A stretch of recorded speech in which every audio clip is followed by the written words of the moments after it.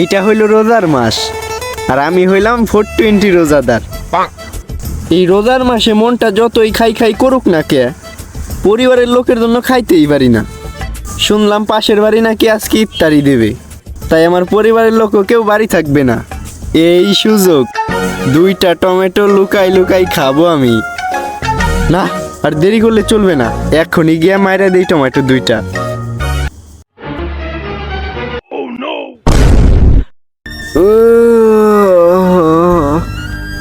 লুকায় টমেটো খাইতে গিয়া মনে হয় আমার 2টা টমেটোই গেল এইবার। টমেটো, তোর জন্য আজকে আমি পড়ে গেছি, আজকে তোরে খাই ছাড়বো।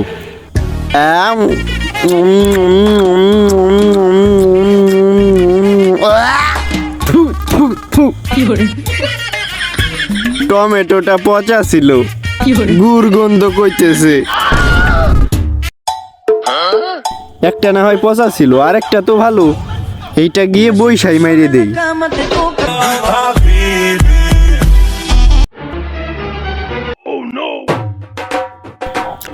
সেই সাত, সেই সাত, সেই সাত।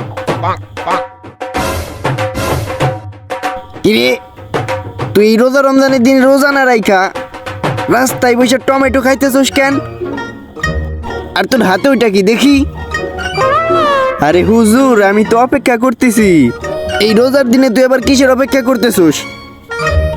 ইফতারি খাবো তাই মাগরিবের আজানের। দেখি ঘড়ি, ঘড়ি তো দেখতেছি ক্লিয়ারলি নষ্ট, আর কাটা তো সরেও না নড়েও না। দাঁড়াস, তোরে টমেটো আজকে খাওয়াইতেছি। ওই